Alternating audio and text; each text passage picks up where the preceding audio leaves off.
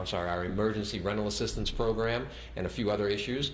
You'll also hear from our Deputy Chief Administrative Officer for Health and Human Services, Dr. George Askew, who will be talking more about the metrics and also be talking about boosters, third shots, and some guidance on Halloween coming up later at the end of this month. When they finish, we'll open it up for questions, but I would ask that if anyone has questions not related to COVID and the information discussed here today, if you could hold those until after, and we can do those then. We'd like to keep all the questions during the press conference related to the material. So with that, I'll turn things over to our County Executive. Good morning, everyone, and thank you for being out this morning. We do have a number of items that we are covering this morning related to COVID-19. Including new changes to the indoor mask mandate that we believe will be really important to be able to protect our children. We also have an update on our county employee vaccination policy. I know there have been a lot of questions about that, and so we're going to address that and answer some of those questions, and we're working to finalize much of that policy, and we also have new information on booster shots. We're getting a lot of questions there. And their availability to residents. I'm joined this morning by Dr. George Askew. I want to thank him for all of his tremendous work. Everyone in our health department want to thank them as well, and you're going to hear from him, and he will give you some additional information. I also want to outline at a very high level how our county plans to use the $176.6 million in state and local recovery funds that we received under the Federal American Recovery Plan Act, and certainly want to thank the federal delegation that worked tirelessly to make sure that we had those dollars available to us. And finally, we're going to highlight the work of our successful emergency rental assistance program. There is grave concern regarding the ability of many of our residents to remain in their homes as a result of COVID-19, and so we have information we're going to share there. But first, I want to go to the COVID-19 update. And thanks to our vaccination and masking efforts, COVID-19 has really slowed in our community. I owe a huge thank you to Prince Georgians, who I have to say have done an absolutely beautiful job of adhering to all of the advice that the medical professionals and those scientists have been giving us, including going back to masking indoors very recently. Prince Georgians did so without reservation, and because of that, we are really seeing our numbers going down. We do, however, continue to see community transmission. Our cases began to rise in early July, and what we know now is that new cases appear to be leveling off and slowly declining. And again, that is attributable solely to Prince Georgians and their diligence and just adherence to all of the policies, and I do want to thank them so much for the beautiful job they did. Dr. Askew will discuss the data in more detail, but we are currently seeing a 3.3% positivity rate in our county, and we are also, for the first time, this has been the lowest that we've seen since July, this positivity rate. Our infection rate is at 0.93, which is in the medium risk range. And our average daily case rate is at 12 per 100,000 residents, which has declined from over 20 per 100,000, and that was just at the end of August. And so we are seeing some progress in the right direction. And what we know is the best way to really avoid health implications from COVID-19 remains just to be vaccinated. The more of us that receive the vaccination, the harder it is for COVID-19 to spread in our community. So there really does not, it remains that the best antidote that we know to this point is to be vaccinated. And we are urging everyone to make sure that you and your family members and loved ones are vaccinated. We're really pleased to report that nearly 82% of Prince Georgians residents, our residents who are 12 and over, have received at least one dose of the vaccine. To date, our residents have received over 1 million doses of the COVID-19 vaccine. And I want to take a moment again to thank the hundreds of thousands of Prince Georgians who have stepped up and made the decision to get vaccinated. They have done so to not only protect themselves, but we know that the most important aspect of it is that you also protect your family and your loved ones and fellow Prince Georgians. Many of you have also heard that the federal government, thankfully, is close to approving vaccines for young children.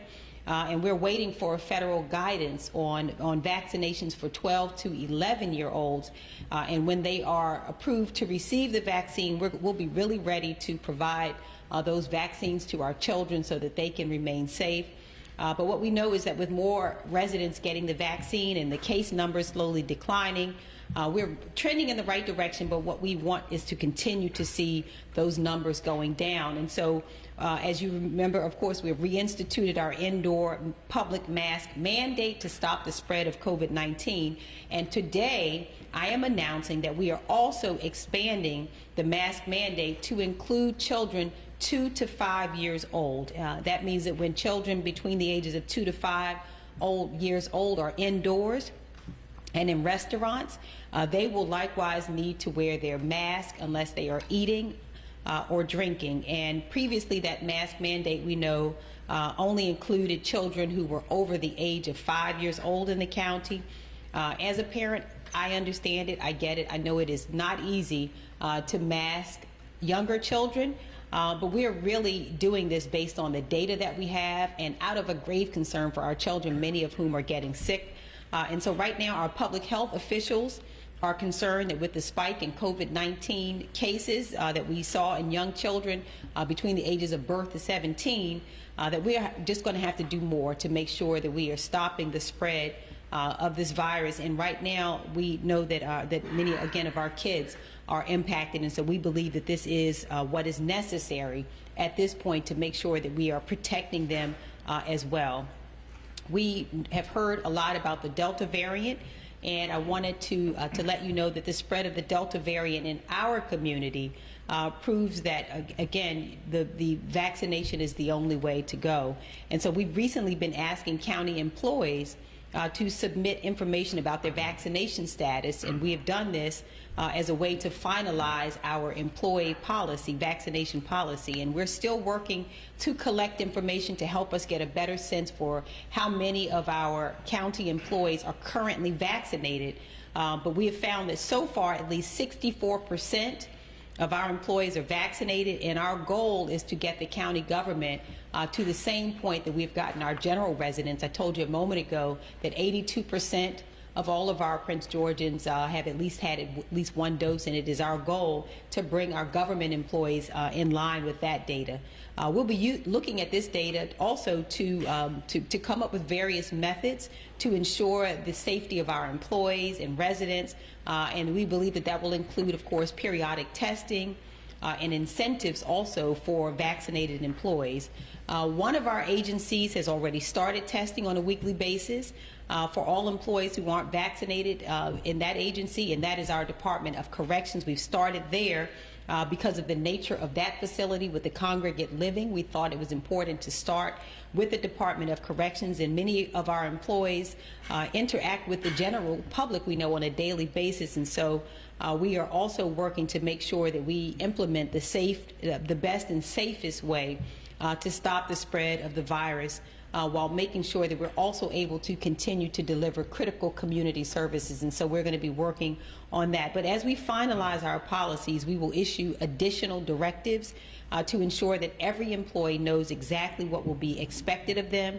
And whether you work for the county government or not, every Prince Georgian should get vaccinated against COVID-19. And if you haven't already done so, you can find a COVID-19 vaccine clinic near you. You can go simply to mypgc.us/COVID vaccine. Again, mypgc.us/COVID vaccine. After we've received the green light from federal and state governments, we also recently began offering COVID-19 booster shots to residents who received the Pfizer vaccine, and we've done so at the Sports and Learning Center. And based on CDC guidance, we are giving out booster shots of the Pfizer vaccine to people who are 65 years and older, and those ages 18 to 64 with underlying medical conditions. Individuals who are 18 to 64 who work or reside in certain settings may also qualify for the booster shot. And so, for example, if you are between 18 and 64 and you work in healthcare, a school, a grocery store, a correctional facility, or a homeless shelter, you are eligible for the booster shot of Pfizer vaccine. The CDC recommends that these groups receive a booster shot at least 6 months after receiving their second dose of Pfizer. And individuals do not have to show proof of eligibility. This is really important. You do not have to show proof of eligibility to receive a booster shot. But please keep in mind the timing for when you're scheduled for that booster shot. If you are moderately or severely immunocompromised, you are especially vulnerable to COVID-19. And as a reminder, the CDC has approved a third dose of the Moderna or Pfizer vaccine also for those who have weakened immune systems. And for people with weakened immune systems, a third dose is recommended 28 days after that initial, after that second dose. Federal health officials have not yet approved booster shots for the general public for either Moderna or the Johnson & Johnson vaccine, and so we're still waiting to hear when those will be authorized. And Dr. Askew will talk more in just a moment about boosters and third doses in his remarks, but please know that we will continue to provide information to you as we get those updates and get the additional guidance that will be necessary from the federal government. Now on to a few other updates related to COVID-19. Under the American Recovery Plan Act, signed into law by President Biden, our county will receive a substantial allocation of grant funding. To be exact, that would be $176.6 million in funds to aid our recovery from COVID-19. And our county will use these funds to continue to keep our residents healthy and working to recover and to move forward with a clearer and more secure financial future. And so we're allocating these funds in a balanced way, using those funds for pandemic-related expenditures, and that means spending that is directly COVID-19 related, including services to the public and expenses that have arisen as well as a direct result of the pandemic. And we're also using those funds for our behavioral health facility. And this will cover indirect costs to county government. It also includes hazard pay, for example, for public and non-public facing essential employees. It covers overtime pay and money to facilitate teleworking that we have found, of course, has become necessary and continues throughout county government. In addition to those allocations, we are using federal funds to aid our economic recovery from COVID-19 while providing support to residents. And so this includes funds for affordable housing. We're using those funds for a single-family rehab grant program and infrastructure also to address residential flooding. Overall, we've allocated these funds in a way that we believe puts the county on the best possible footing going forward. We've covered the costs we've incurred during the height of the pandemic, from personnel to testing and vaccinations, and looking forward, we're providing business assistance, funding our homeless shelter, additional food support, and funds also to relaunch our successful rapid reemployment grant program that will help jumpstart even more county businesses. These funds will go a long way. We believe in securing the financial future of our county and allowing us to make progress for our residents with new programs and initiatives. So in addition to these funds, I want to talk a bit about the rental assistance program. We have a substantial sum that we've received federal funds for rental assistance. And recent studies, and we've been tracking this, estimate that between 19,000 and 22,000 households in Prince George's County are at risk for eviction. Our emergency rental assistance program has done an excellent job. We're so proud of it throughout this pandemic in terms of keeping Prince Georgians and their families in their homes. And the Department of Housing and Community Development and our community partners really have been doing a beautiful job with our rental assistance program. They have done a lot of hard work in terms of intake and processing applications. And I want to thank also the Office of the Sheriff and Community Legal Services for their partnership also in their coordination with DHCD.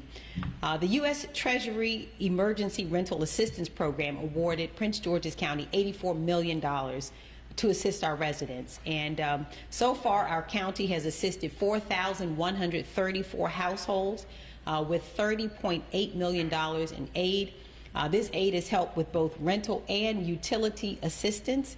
And our county government, you should know, we are very Prince George's County proud of this, leads the state in distributing emergency rental assistance funds. We are #1 in the state in terms of allocating those funds, and overwhelmingly, this assistance has reached our least financially secure residents.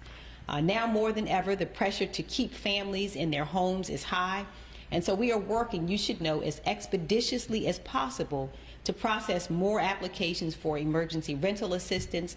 But despite the fact that we are a leader in the country in terms of the amount of assistance that we have gotten out to our families, we know that there is still so much work to do. And so we know that landlords are frustrated. We're hearing that the tenants are very frustrated and panicked, and that these entities are sometimes at odds with each other. And so we are encouraging you, however, just to work together.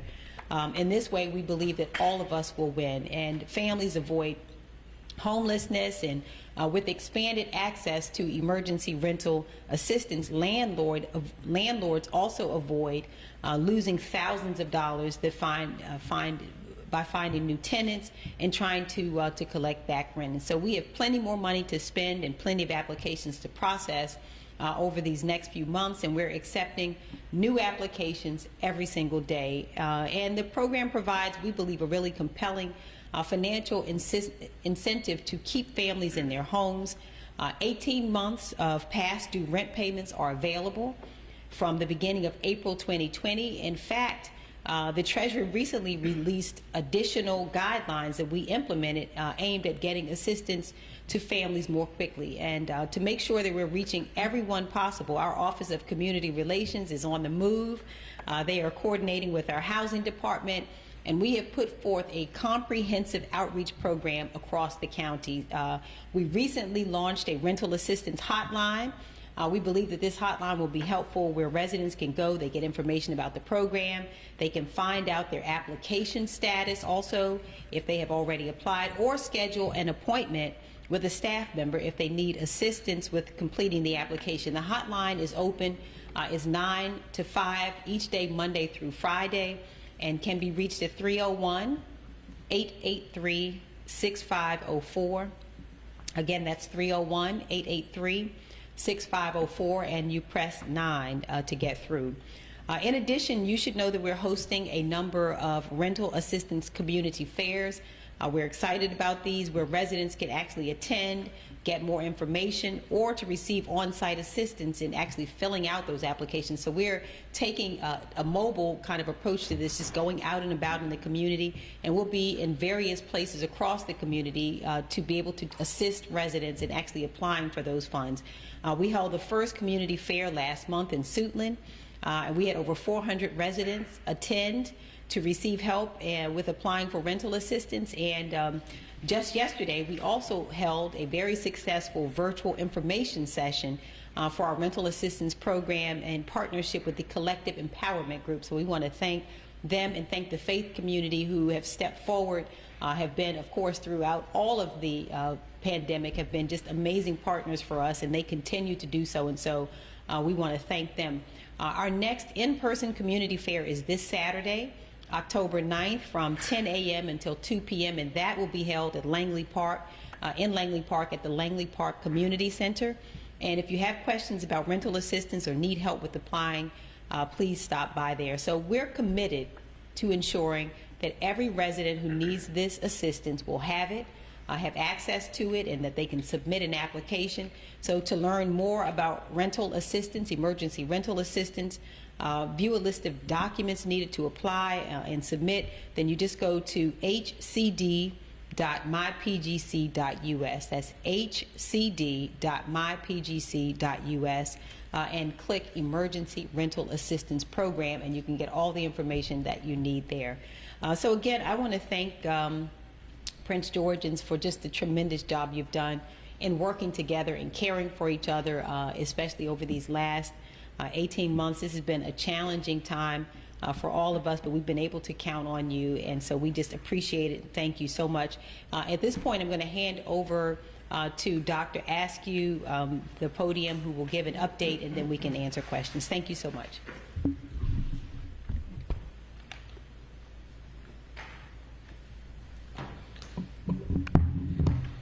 Good morning, everyone, and thank you, as always, Madam County Executive, for your steadfast leadership. And as I like to do, because I don't see it happening all across the country, is thank you for believing in the science and believing and taking the advice of public health officials. It really has made a difference, and you've saved many, many lives, many, many lives.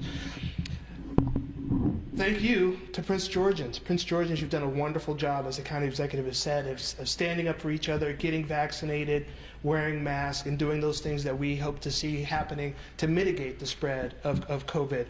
You've showed you're resilient by trusting the science, listening to the facts, and making smart choices for your health and for the health of others. The Delta variant threw us a curveball, but it did not throw us off our mission. Let's begin with an update on the virus in the county. Some of this you heard from the county executive. I'll try to expand on some of the things as I go through. Cases increased, as was mentioned, from early July through mid-August, but leveled off, and while they were slowly declining, have actually picked up on their decline as of the last couple of days. For 8 weeks in a row, we reported over 1,000 new cases. However, based on last week's data, we are on track to report well below 1,000 cases for the first time since late July. We'll have those numbers out soon. The county is among 22 jurisdictions in Maryland that the CDC reports as having high community transmission. However, our local data indicates we have decreased into the substantial range, so we're moved down a range in terms of transition, which is good, and the CDC will have us there this week, I believe. Last week, we dropped below 4% positivity, as you've heard, for the first time since the end of July. The average number of new cases in the county per day is now at 12 per 100,000 population. Still not where we want to be, but heading in the right direction. And while our cases are leveling off, the Delta variant remains the dominant strain spreading in Maryland. It is much more contagious, as you know, and can cause much more serious illness.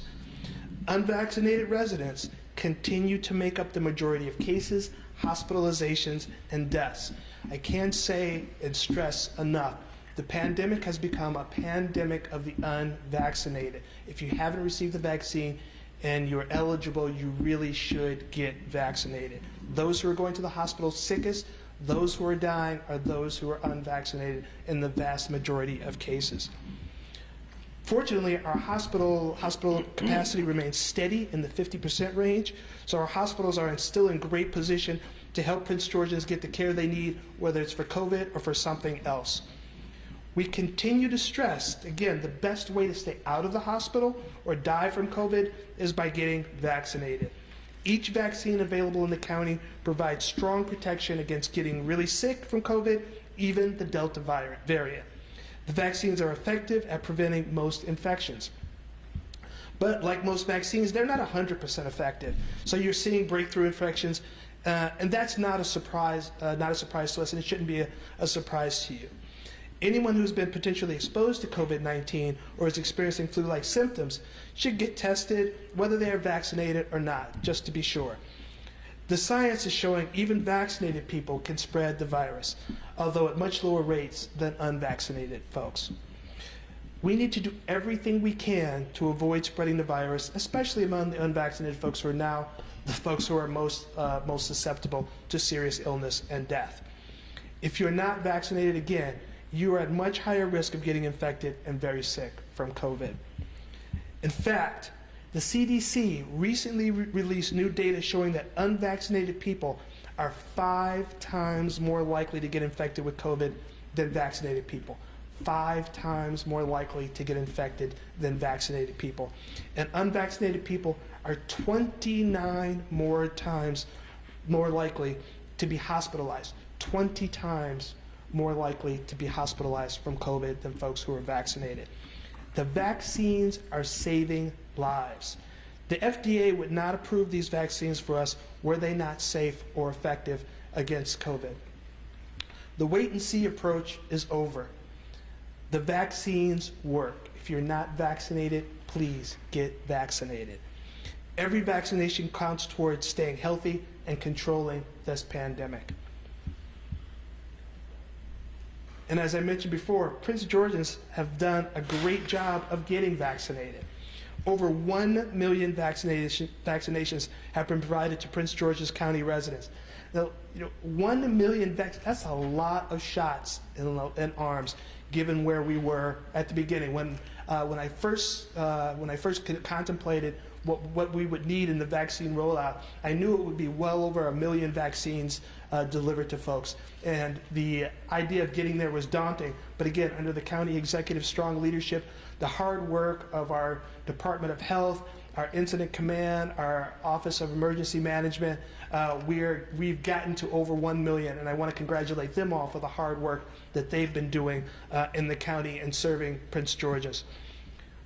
The CDC reports that 72% of county residents, I just want to make sure never want to get these wrong. 72% of county residents 12 and older are fully vaccinated. That's 72% who are fully vaccinated of those who are currently eligible for vaccines.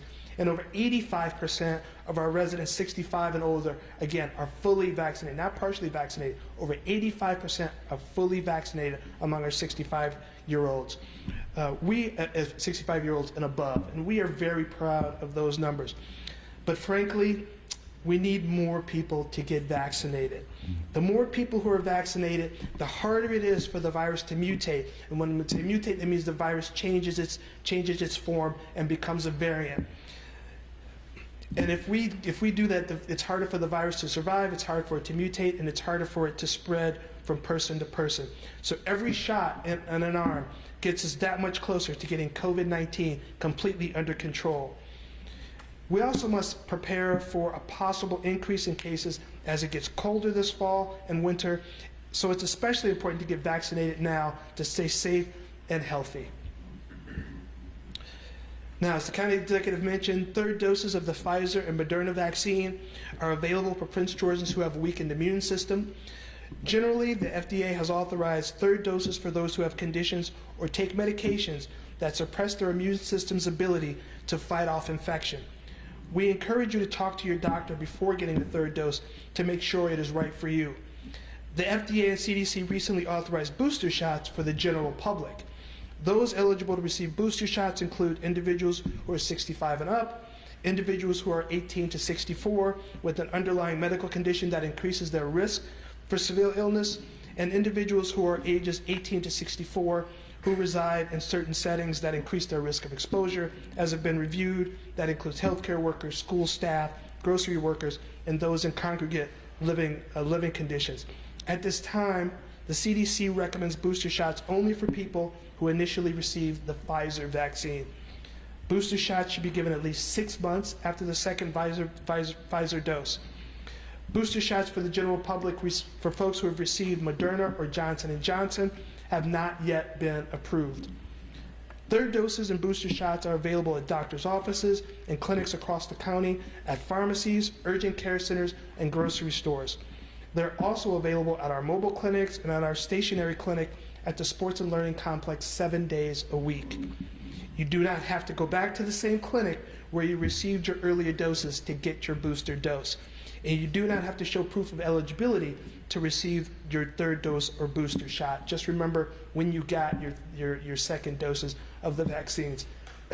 Excuse me. Now, I think it's important that I take a moment. I think where some confusion resides for folks is the difference between a third dose and a booster shot.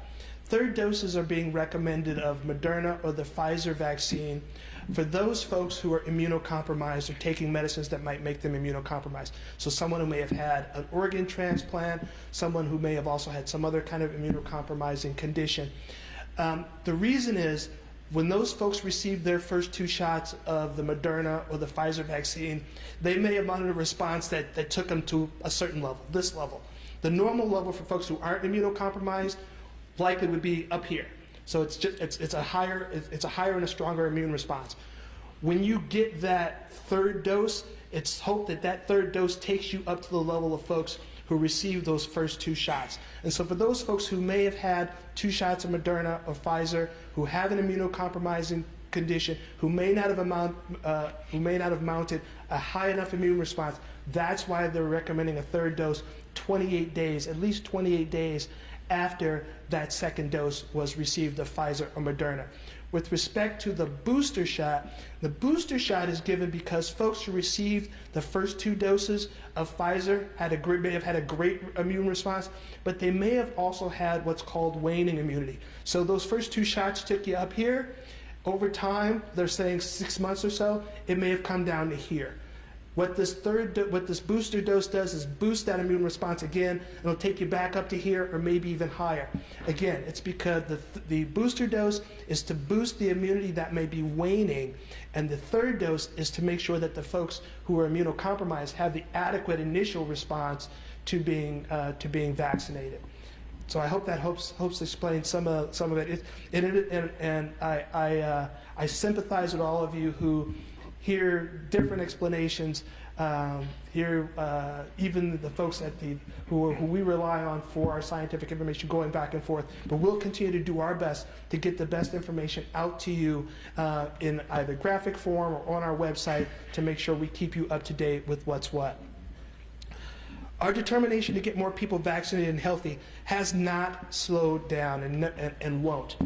And now is a critical time to keep momentum going as our students have officially returned to the classroom for the first time since the onset of this pandemic. I'm really excited about that and really excited about the job that our Prince George's County Public School System has done in getting our kids in school and keeping them in school. The county has had success in partnering with the Prince George's County Public Schools to vaccinate students ages 12 and up and other eligible family members through our mobile vaccine clinics at middle schools and high schools this summer and early fall. And we anticipate that the FDA will authorize use of COVID vaccine in children 5 to 11 within the coming days or weeks. We assure you that our health department will again work closely with our public school system to ensure our children and families have access to the vaccine.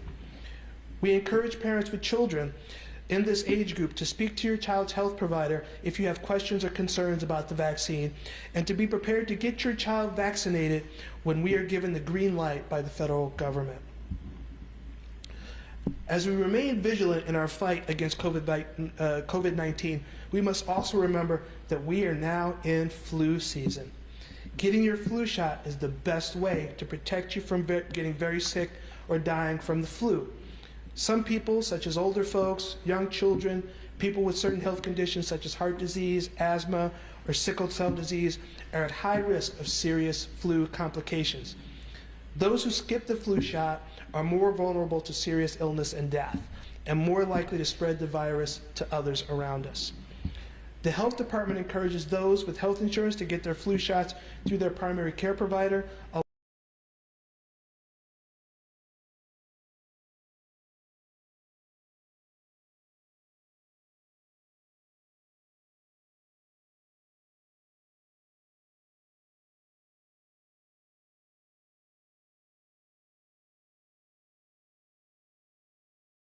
flu. Again, for flu shot information, health.mypgc.us/flu. Now, getting our children vaccinated against flu and COVID-19 is especially important as we enter to, I think, a fun holiday season. While we continue to navigate this pandemic, we want to take a moment to remind you of the importance of staying healthy, staying safe and healthy, even as we approach these fun holidays. For Halloween, our health department recommends following masking and social distancing requirements while door-to-door trick-or-treating this year. We must stress that anyone showing symptoms of COVID-19 or who has recently been exposed to the virus should not participate in in-person Halloween festivities and should not be giving out candy at their doors. We also recommend practicing additional Halloween COVID safety tips. If you choose to trick-or-treat door-to-door, only do so with members of your household. Consider Halloween-themed face coverings instead of costume masks. Costume masks have mouth and nose openings, and when worn alone, do not provide the same protection as cloth face coverings. Also, keep in mind that the costume mask on top of a cloth mask can be dangerous and limit breathing. So we suggest that you wear costume-themed cloth masks instead of costume masks, and certainly not both at the same time. Do not share masks. Do not share things like costume fangs or other similar items.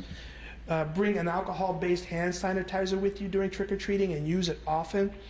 Avoid touching your eyes and nose and mouth, as germs can easily spread that way.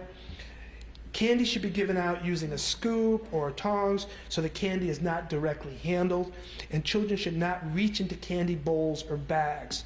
Instead, we recommend providing individually wrapped goodie bags or put on a table at the edge of your driveway or your yard. If you are preparing and handing out treats, be sure you are following proper hand hygiene. When returning home with treats, be sure that children wash their hands properly with soap and water before eating anything. And avoid party games like bobbing for apples or other activities that might involve sharing items that come into contact with other people's mouths or noses. In conclusion, I just want to say the science and the message are clear. We have the power to keep each other healthy and alive. I know Prince Georgians care deeply for each other, and I can't think of anything more caring right now than to get vaccinated. Vaccines are free. You don't need insurance.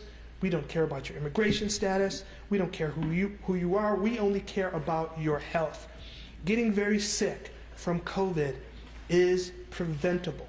Getting sick from COVID, getting very sick from COVID is preventable. It's heartbreaking to know that only a few needle sticks and arms could have saved so many people. Whether it's a booster shot or a first shot, vaccination remains our best tool to protect ourselves and each other from COVID-19. Thanks to the vaccines, getting sick from COVID again is preventable, and ending the pandemic is achievable. We have the weapons, and we have the willpower, and we have, I think, the leadership to make it happen. Thank you.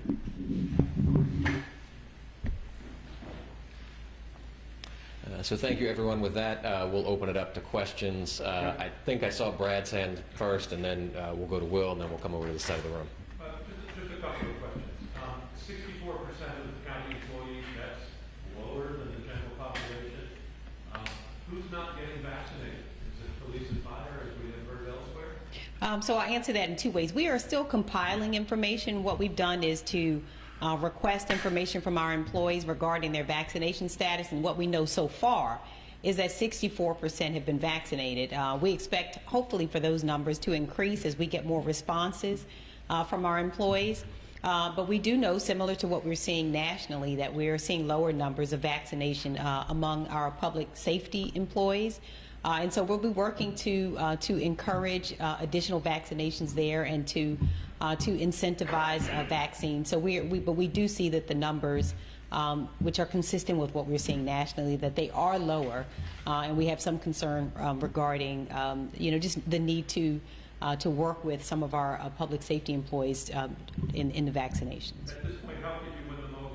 I mean, you're so far into it. You know what? I think that's a question that's being answered across the country, and it'll be our approach to do what we can to work with them, to provide whatever information is needed, whatever education is needed, and to provide the opportunity to be tested for those who opt not to be vaccinated, and we'll be working with them. They're essential to what we do, and we'll be working hand in hand with them to make sure that they are safe and that our residents are safe.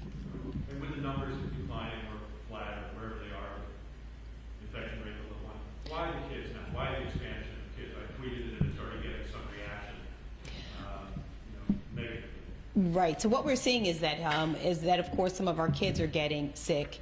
We're concerned about that, and we just want to do what we can to protect more and more of them, which is why we've expanded the mask mandate now to also include 2 to 5-year-olds. We know that masking works.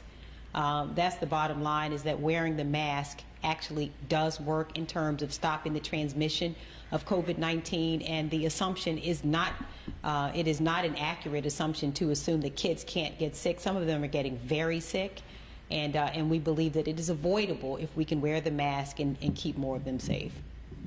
So we'll go to Will, and then we'll go to the other side of the room. Dr. ask you a couple questions. One, do you have any updated data in terms of teenagers who have been vaccinated between the ages of 12 and 17? And also, I got to read my notes here to make sure I get this correct. The second part, The Institute for Health Metrics and Evaluation at the University of Washington did a forecast that Maryland could see 6,000 plus cases by November 26th, just for Prince George's. Are you spreading the word of any, or making sure to ease people concerned that hospitals could see an influx of patients based off just this forecast, and also, Brad touched on with a few people still not vaccinated? Sure. Well, let me start with your first question. The data for our what we're seeing for our 12 to 19-year-old folks who are being vaccinated is that it is now past our 20 to 29-year-olds who've been vaccinated. So it's our 20 to 29-year-old group of folks that we're actually a little bit more concerned about, because they're the trailing group right now. The 12 to 19-year-olds have surpassed that group. They're catching up to our 30 to 39-year-olds and our 40 to 49-year-olds, who are sort of our leading groups. Our seniors are clearly far and ahead of everyone else. But we're happy with where our 12 to 19-year-olds are headed. As I said, already have passed our 20 to 29-year-olds. With respect to forecast, that's the exact reason we want to make sure we don't let up. Even though our numbers are starting to take a dip, we anticipated that they would start to take a dip and may even take a big nosedive down.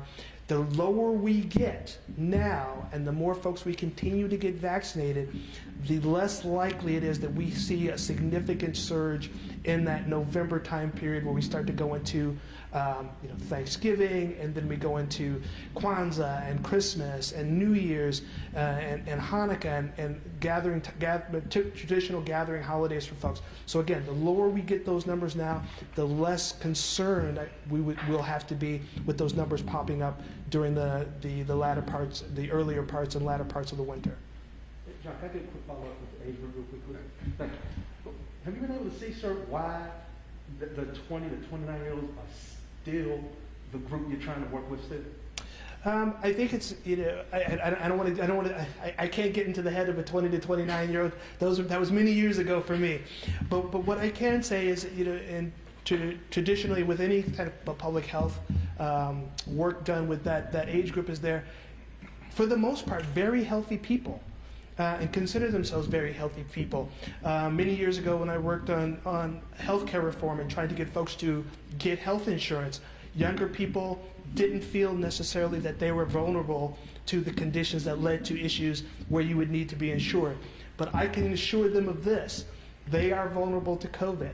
They will catch COVID if they don't get vaccinated, and some of them may risk going to the hospital, being admitted to the hospital, and some of them may be even risking death by not getting vaccinated. They're young and healthy, but COVID is something else. Go ahead. I'm going to ask you, wanted to talk a little bit about the rising COVID numbers inside PPCPS classrooms. The cases have been growing since the first day of school. Are you concerned about that, and how are you working with the school system to enforce their health protocols? Sure. No, the school system has been extraordinarily collaborative in reaching out to us for guidance. We most recently helped them revise their quarantine guidance to make it so that we keep kids in school as much as possible. Again, a lot of children are still unvaccinated, so we expect to see cases in classroom. We expect to see folks who have to be quarantined because they were close contacts of cases. What we're not seeing is something that's out of control. What we're not seeing is something that's leading us to closing down full schools. So for the time being, I'm happy with the way the schools have been handling the situation. In particular, they were out front with making masking a mandate within schools, far ahead of many folks in many other locations. They were far ahead of other folks when they said, we are going to mandate that our staff and our employees be vaccinated. And so, again, I'm really happy with them taking the steps forward to prevent some of the things we're seeing in other parts of the country, even other parts of the state where you're seeing just sort of massive numbers of students who are out of school. I know we have right there. Two questions for Dr. Askew. Just to touch on the mask for 2 to 5 years again. You guys, telling us that the county is trending in the right direction. The numbers are starting to level off, and the decline is actually, speeding up. Yet here you are saying 2 to 5 year olds need to mask. Some folks might see those things in conflict with each other. What is the data showing you, or are there any numbers you can give us in terms of maybe how kids are being impacted that shows, hey, this is why we need to do this, even though our numbers are trending? Sure, and I think one of the things we have to keep in mind is that we have, from the beginning, did our best to stick to the science, stick with what the CDC recommendations. And we, when given the opportunity the first time, we made our cutoff at 5 years.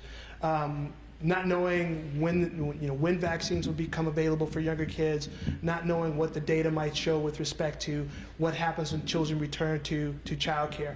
Now we know that soon vaccines are going to be available for that younger age group, those kids 5 to 11. Those kids below 5 will still not be eligible for vaccines. So they will be our last group of folks who are not eligible for vaccine or who are not getting vaccine. We need to make sure we protect those children. And there are parents, just as you may be, as Brad mentioned, he's getting, folks who are responding that they may be upset by that.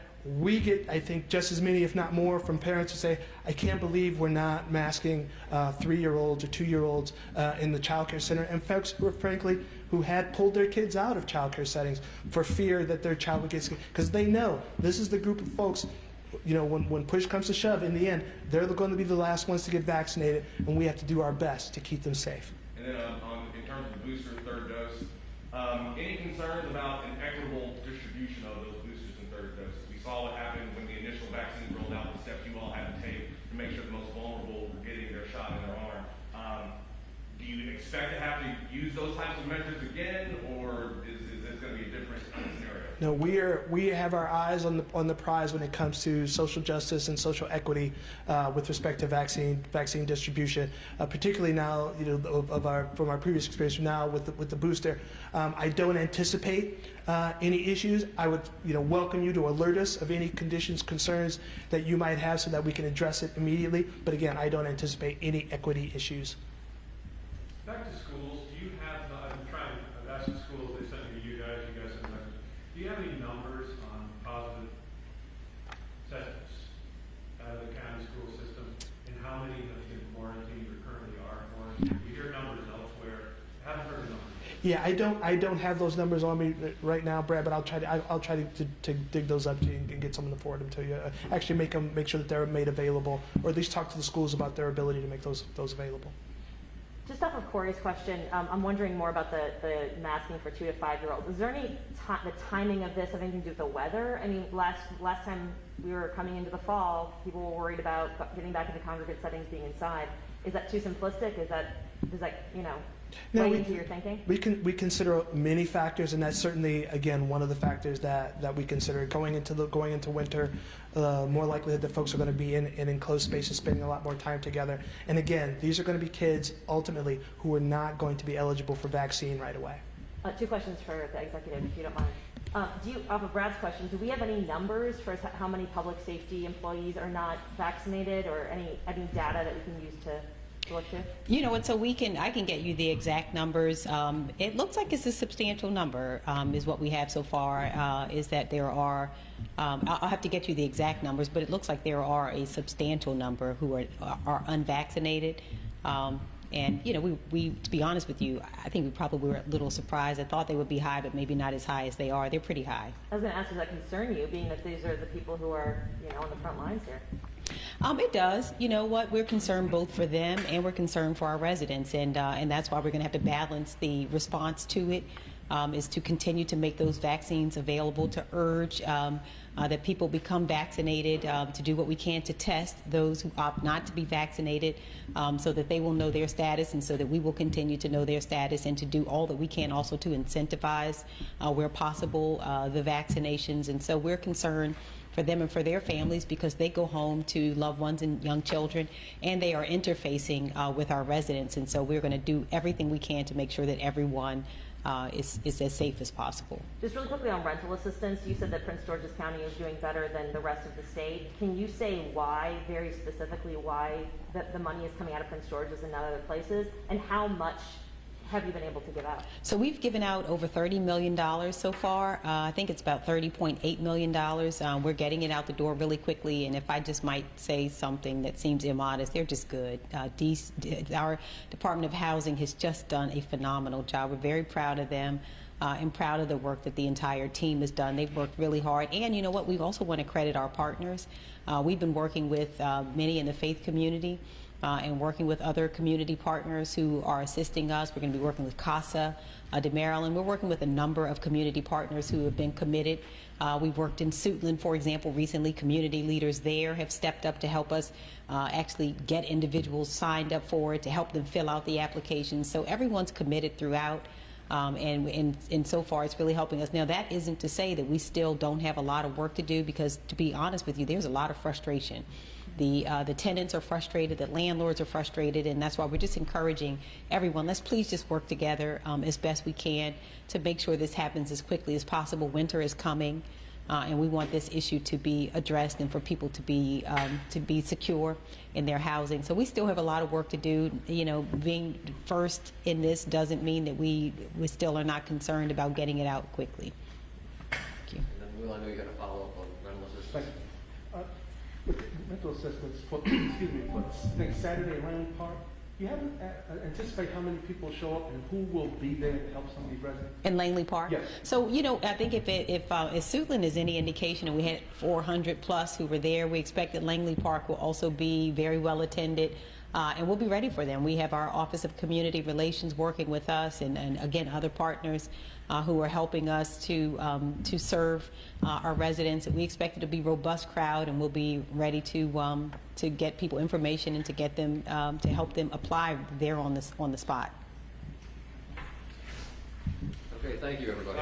Question unrelated. And last question.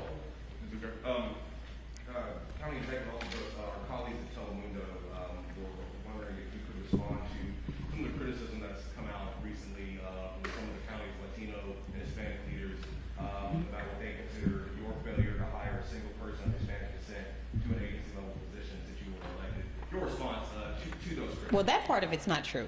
So we actually did hire. I mean, some of them, we had, wonderful, some of the people that we've hired have since left. One took a job in another jurisdiction at higher pay, one of the directors that we hired, and we have hired others who have accepted employment in other places. You know what, we agree that it is a priority to make sure that our government is diverse, to make sure that all of the that the government's services, that we're making sure that we are available and accessible to every aspect of our community. We regard it as a priority as well. We've worked to make sure we attract people to our government of Latino descent. We'll continue to do that because we think it's valuable to have a government that represents every aspect of our community. So I share the concern. We've been working with CASA. We've worked with some of our electeds and others to ask them to help us identify individuals who are interested in opportunities in the government so that we can interview those individuals. And we would love to have a government that is diverse as possible. We won't give up on that goal, but they're right to point out that, you know what, it's still a challenge for us, and we still have work to do there, and we will continue working until we're able to be as diverse as possible in the government. What about other executive staff? Our colleagues tell me they're asking specifically about your executive. Yeah. Mm-hmm. No. So it is the case that it is not true. First of all, that we've not had anyone on the executive staff. Let's clear that part up. That is not true. We have hired, and some of those individuals have left.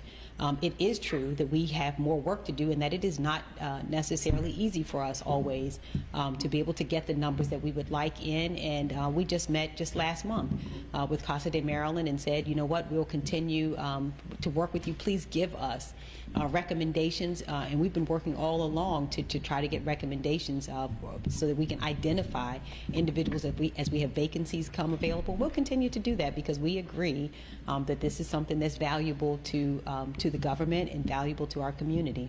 The representation matters. We agree.